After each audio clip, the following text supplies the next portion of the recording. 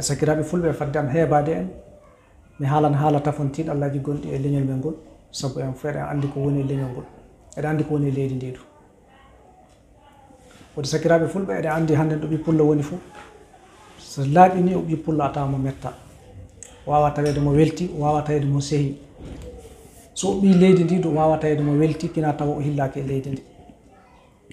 waɗi ɗum waɗi tafon so mi haalan haala leydi ndi mi haala no leñol ngol worri yaarude ni so sakkito mi timminira du'a o inchallahu rabbi sakiraaɓe fulɓe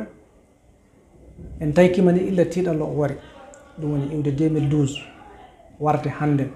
noga e tati lewru nayɓuru hitande ujunnaje ɗiɗi e noga e tati ɗum woni 23 avril 2023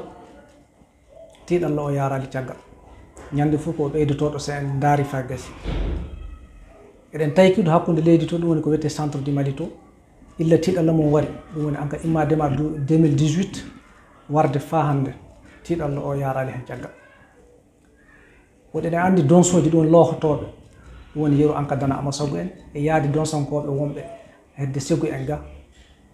anniya maɓɓe ko kumanino tan e fa hanndu ɗom ɓe jokki ko warde leñol ngol ko warde fulɓe woɗi hannden natti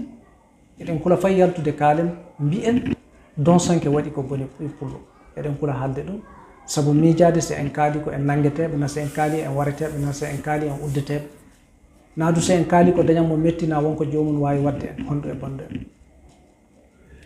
waɗi ko mbiyan men tan ɗo ɓi pullo woni fuu no hani waɗana ɗum hakkille ɓi pullo Mali ni e caggal Mali fuu wawata yidde dana ama sagu wawata yidde donsanke wawata yidde barowo ɓi pullo fuu ɗum ko wawata laatade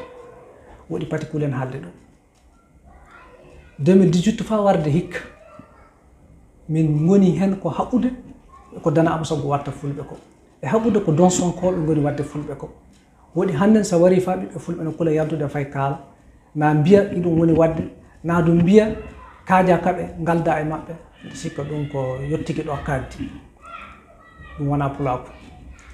ɓi pullo fay goto wawata yidde dana ama sagu min kam e hakkillo am sabu mbiɗa anndi minen kay si basi fuu min kaɓi ɗo e dana ama sagu e ley ko woni warde fulɓe illa kulu ogo e ogo sagu en birgue en illa somme e centre ga fuu ɗum woni warde région Ségou ga en fof eɗen anndi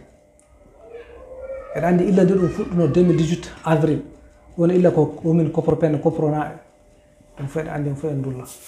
samani en yiiju en illa encadre cercle koro ɗum fuɗɗi fo ɗum wari bankas fo ɗum wari bañagara fo ɗum huuɓide jonin kay centre o fuu en daraki haɓɓude dana ama sagu en daraki wiide dana ama sagu ko boni en daraki wiide laamu o ittaɓe toon en daraki wiide laamu o waɗaɓe désarmé fa laamu o wi fussiɓe ɗum woni le 24 mars 2019 mais ɗum fof haɗali fa heɓe jokkiɓe keddi fa hannde ɓe goni toon e haalde ko weliɓe gollude ko weliɓe mais hannden enen ɓiɓɓe fulɓe ɓe en natti fay suyde haalde haala majjum en nattide suyde haalde hono so ɓi pullo warama fay goto yaltata haala mo jiiɗa fof no nangue hunko mum no de mais ko mbiyan men tan bandiraɓe fulɓe so a huuli hattama mayde so a suusi hattama mayde jonne so a suusi ka a hersata wuɗe ɗen kaani suusde woytade hullitinde metti men woni fof ko gaɗɗeɗen ko boni eɗen kaani du tawrede yidde leydi ndi e leñol men ngol sabu so Mali heɓali jaam en keɓata jaam so en keɓa e jaam Mali heɓata jaam ɗum en fof ene laaɓani en eɗen anndi do en fof en ɓiɓɓe leydi